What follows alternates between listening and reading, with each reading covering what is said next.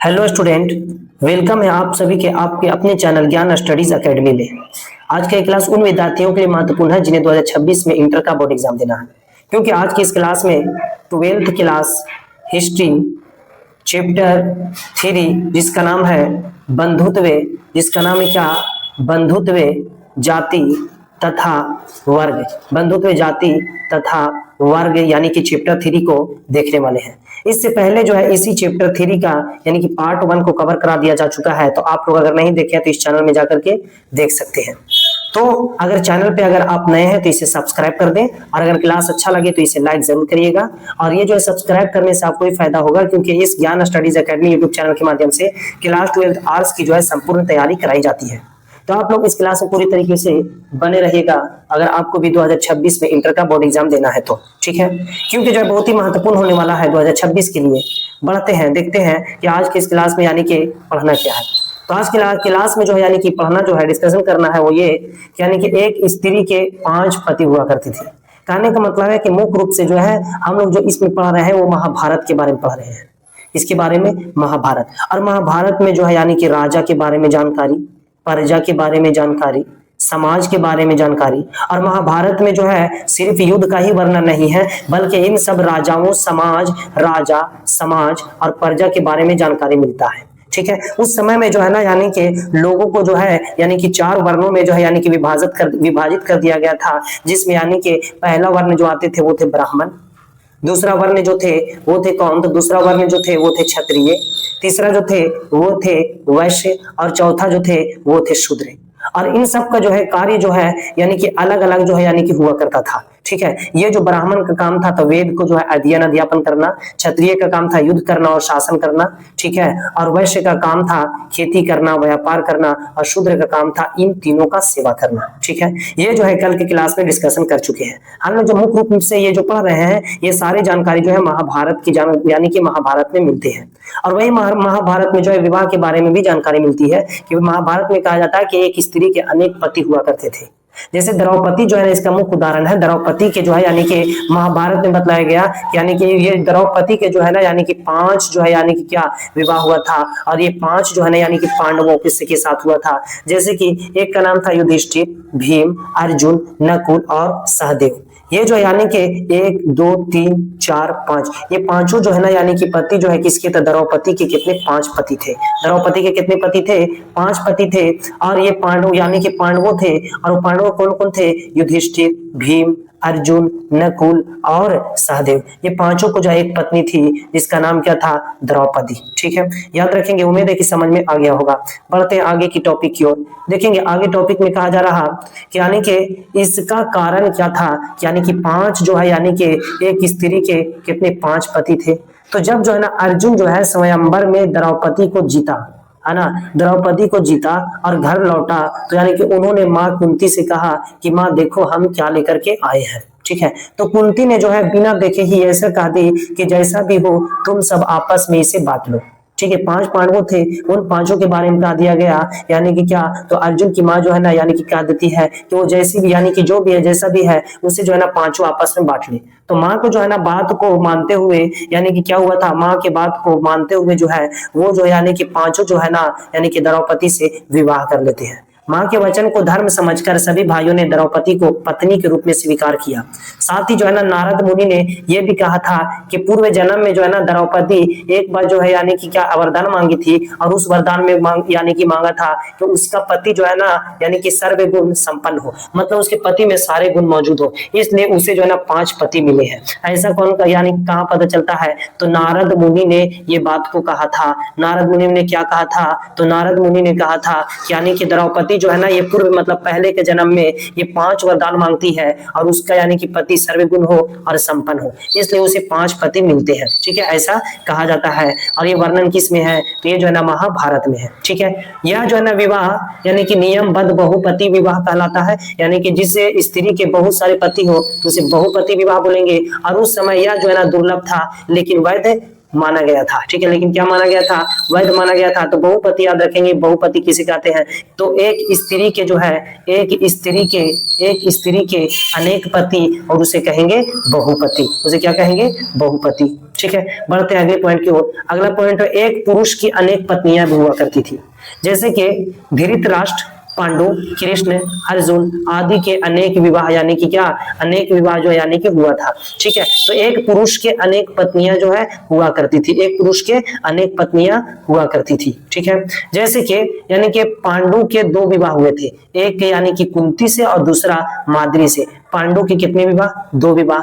किससे किससे? तो एक कुंती से और दूसरा माद्री से हुआ था। पांडु के कितने विवाह? तो 2 विवाह। किससे? तो एक कुंती से और दूसरा माद्री से, एक कुंती से और दूसरा माद्री से। ये जो है ना 2 विवाह यानी कि हुआ था, ठीक है। और यानी कि कृष्ण की जो है अनेक पत्नियां भी थी। प्रमुख इसमें यानी कि अनेक पत्नी थी, मतलब एक से बहुत ज्यादा थी। और उसमें जो है ना प्रमुख यानी कि कौन थी? तो प्रमुख थे रुक्मिणी और सत्यभामा सहित, ठीक है। और यानी कि श्री कृष्ण जो है यानी कि इनके जो है कितने यानी कि पत्नियां थी? तो 16,108 पत्नियां थी, है ना।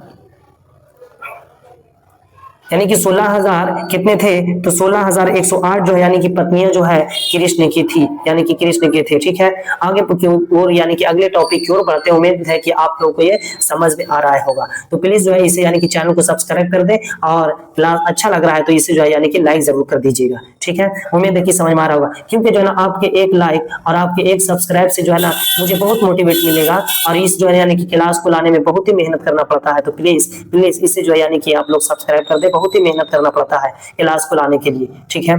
तो चलिए देखते हैं टॉपिक को।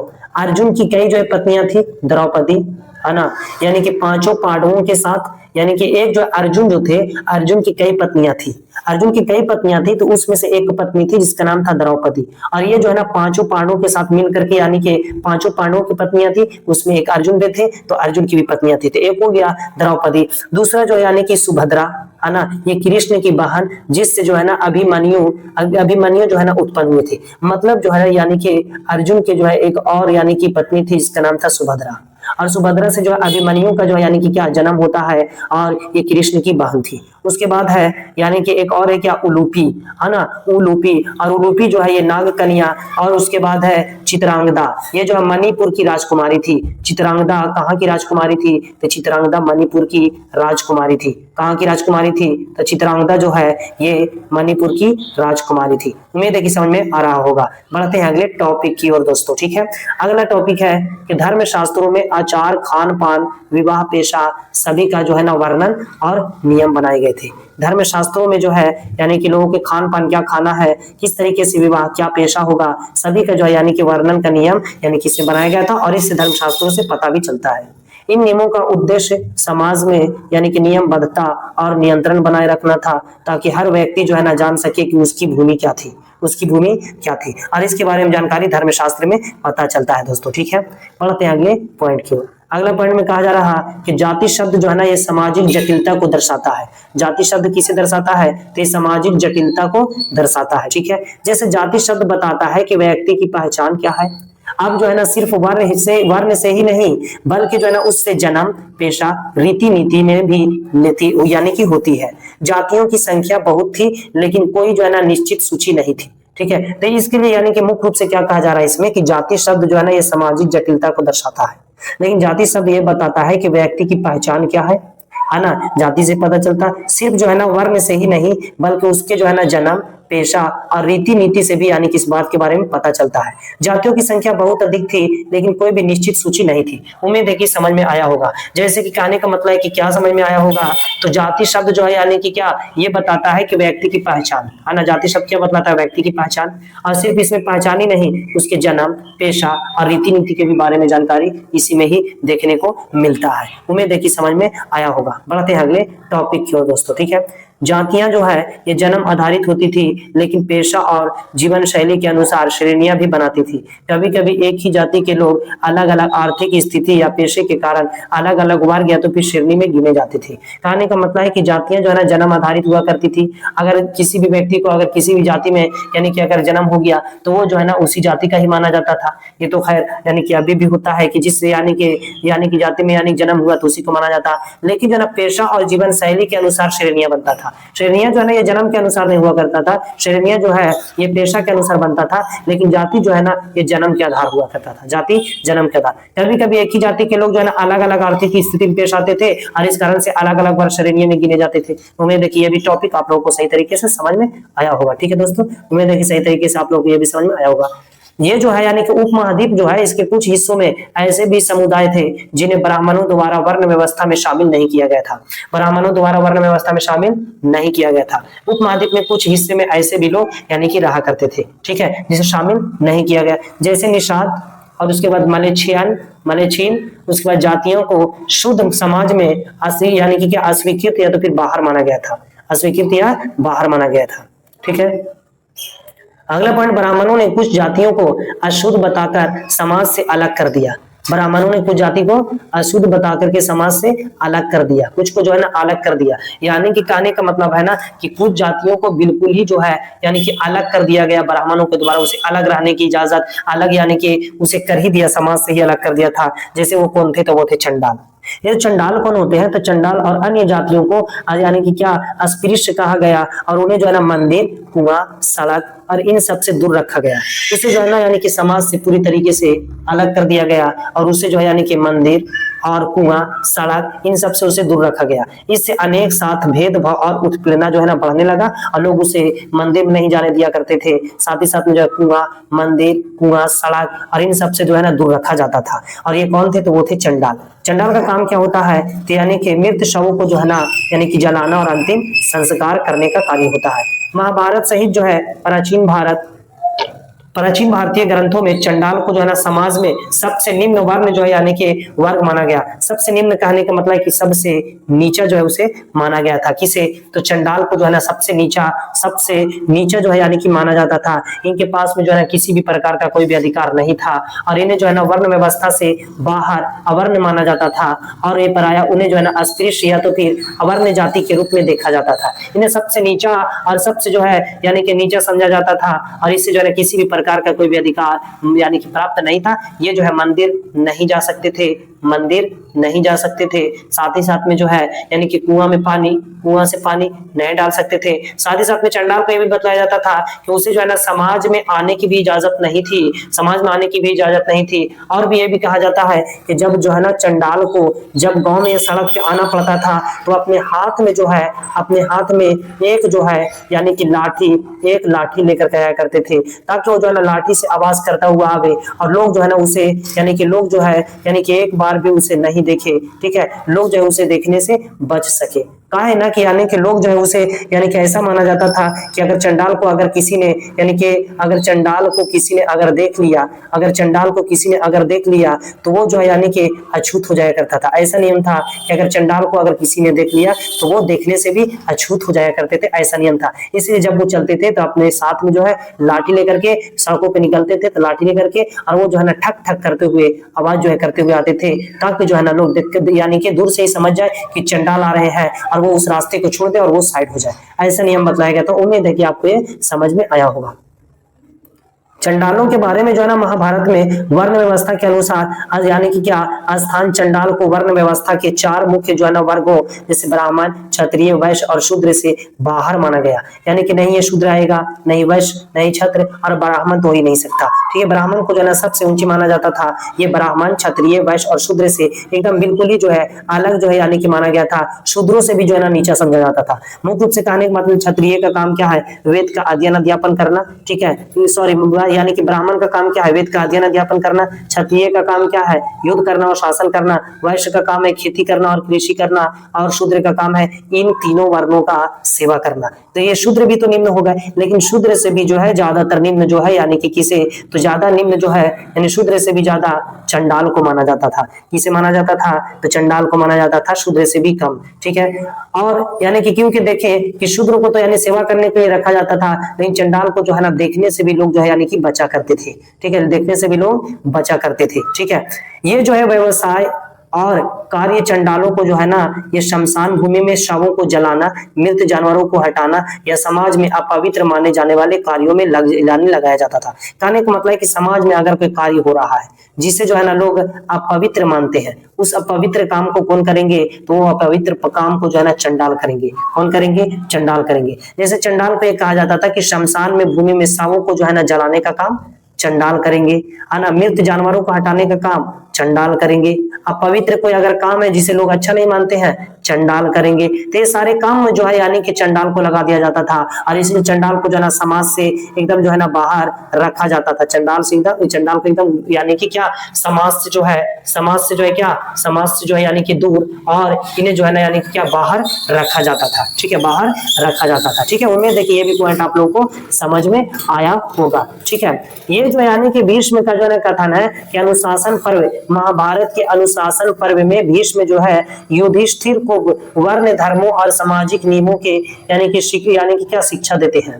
कहने का मतलब है कि भीष्म का ये कथन था, भीष्म का कथन ये था कि यानी कि महाभारत के अनुशासन पर्व में भीष्म जो है युधिष्ठिर को वर्ण धर्मों और सामाजिक नियमों की शिक्षा देते थे, और वहां चंडालों का उल्लेख मलिन कार्य करने वाला तथा अस्पृश्य जाति के रूप में होते थे, जाति के रूप में हुआ करते थे। ठीक है, चौथा पॉइंट में यानी क्या बताया गया है दोस्तों, ये कथा जो है उदाहरण है कि एक प्रसिद्ध जो है ना प्रसंग, मतलब प्रसिद्ध यानी कि ये प्रसिद्ध जो है ना यानी कि क्या, फेमस, ये जो है ना फेमस है यानी कि प्रसिद्ध प्रसंग है। और जब भी यानी कि जब एक चंडाल के पुत्र ने यानी कि क्या, पराशर ऋषि से विवाद कर लिया। क्या कर लिया, पराशर ऋषि से जो है यानी कि विवाद कर लिया। ठीक है, क्या किया, विवाद किया, झगड़ा कर लिया, लड़ाई कर लिया। तब जो है यानी कि जब ये लड़ाई कर लेता है एक जो है ऋषि, यानी कि विवाद यानी कि कर लेता है चंडाल, तो यानी कि तब ऋषि को जो है ना यह ज्ञात होता है कि वह चंडाल एक ब्राह्मणों और शूद्र के संयोग से उत्पन्न हुआ है।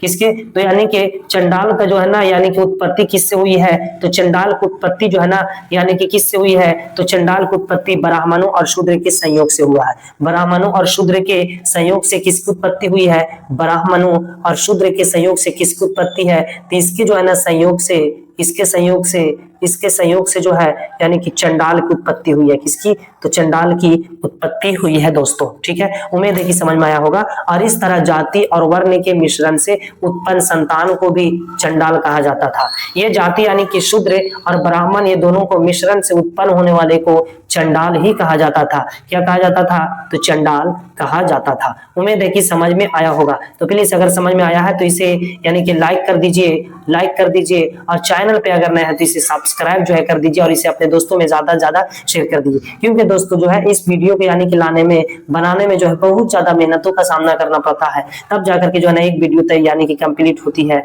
ठीक है, यानी कि एक वीडियो कंप्लीट होती है। तो आप लोग प्लीज इसे सब्सक्राइब कर दें, और कुछ नहीं मांग रहे हैं आप लोगों से। ठीक है, और बाकी जो है ना यानी कि इसका जो है पीडीएफ भी अगर आप लोगों को चाहिए तो पीडीएफ जो है ना आपको मुफ्त में ही यानी कि मिलेगा, बिल्कुल फ्री में ही पीडीएफ आपको मिलेगा। पीडीएफ प्राप्त करने का तरीका क्या है, पीडीएफ आपको प्राप्त कैसे करना है, तो आपको जो है ना पीडीएफ प्राप्त करने के लिए एक नंबर व्हाट्सएप नंबर है जो कि 99 है ना 347967 और 99, इस नंबर पे आपको जो है यानी कि व्हाट्सएप मैसेज करना है। क्या करना है, व्हाट्सएप मैसेज करना है। व्हाट्सएप जो है यानी कि इस नंबर पे मैसेज करना है, और यानी कि उसमें सब्जेक्ट का नाम लिख देना, कौन सा सब्जेक्ट का आपको जो है पीडीएफ चाहिए, और आपको जो है यानी कि उसी नंबर पे पीडीएफ सेंड कर दिया जाएगा। तो आप लोग इस नंबर को उतार लें। ठीक है, आप लोग इस नंबर को उतार लें। ठीक है, और दोस्तों मैं और आप लोगों को बतलाते चलो, ये तो हम लोग चैप्टर 3 को देख रहे हैं, और चैप्टर 3 का भी ये जो है यानी कि जो देख रहे हैं ये पार्ट 2 है। ये पार्ट क्या है, ये पार्ट 2 है। इससे पहले का क्लास जो है पार्ट 1 को जो है यानी कि चैप्टर 3 का ही पार्ट 1 को कवर करा दिया जा चुका है।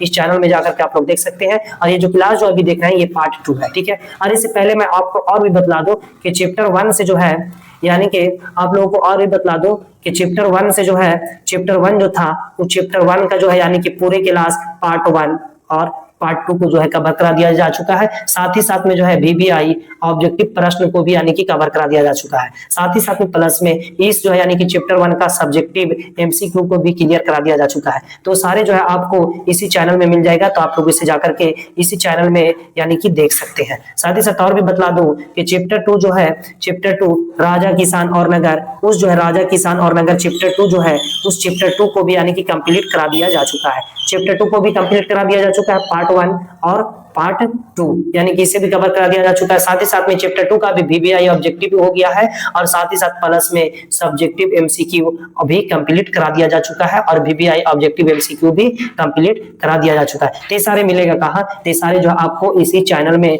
यानी कि मिल जाएंगे, तो आप लोग उसे जाकर के देख लें और ताकि जो है ना आपकी तैयारी बहुत ही अच्छी हो जाए और 2026 में आप लोग अच्छे नंबर से पास हो। ठीक है, तो आप लोगों को अगर अच्छा लग रहा है तो इसे लाइक कर दें, ठीक है, और अपने दोस्तों में ज्यादा से ज्यादा शेयर कर दें। तो बढ़ते हैं अंतिम और आखिरी पॉइंट की ओर, और ये जो है यानी कि दोस्तों मैं बता दूं कि ये चैप्टर 3 तो है, लेकिन चैप्टर 3 का ये पार्ट 2 है और इसके अगले क्लास में जो है पार्ट 3 को लेकर के आएंगे। और आप लोगों को मैं और भी बता दूं कि इस चैनल पे जो है यानी प्रत्येक दिन जो है 11:30 AM यानी कि 11:30 में सुबह में यानी कि इस चैनल पे वीडियो जो यानी कि क्लास को अपलोड किया जाता है। ठीक है, अपलोड किया जाता है, तो आप लोग जो है यानी कि इस पे यानी कि इस चैनल पे उस समय जो है यानी कि जुड़ सकते हैं। ठीक है, उस समय आप लोग जुड़ सकते हैं। तो ये पार्ट 2 यानी कि चैप्टर 3 का पार्ट 2 को देख रहे हैं और इसके बाद का क्लास में पार्ट 3 को लेकर के आएंगे। तो ये अंतिम और आखिरी पॉइंट को देख रहे हैं, देखेंगे ध्यान से। महाभारत काल में चंडालों को समाज के सबसे निम्न स्तर पर रखा गया था। सबसे नीचे चंडाल को रखा गया था, निम्न यानी नीचा,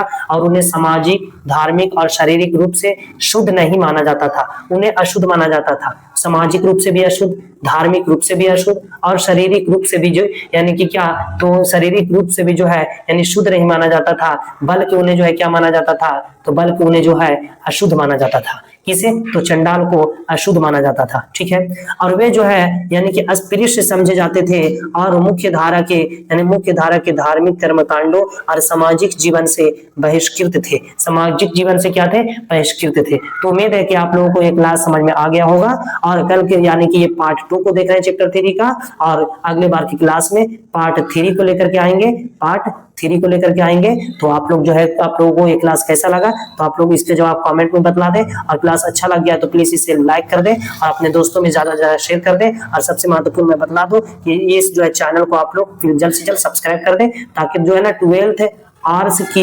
संपूर्ण तैयारी इस चैनल के माध्यम से कराई जाती है। ज्ञान स्टडीज एकेडमी यूट्यूब चैनल के, ज्ञान स्टडीज एकेडमी यूट्यूब चैनल के माध्यम से कराई जाती है। आप लोग इस चैनल के बारे में अपने दोस्तों को बतला दें कि यूट्यूब पे एक चैनल है जिसका नाम है ज्ञान स्टडीज एकेडमी। इस चैनल पे 12th जो है यानी कि आर्ट्स की संपूर्ण तैयारी कराई जाती है। तो मिलते हैं अगले क्लास में, तब तक के लिए बाय बाय दोस्तों।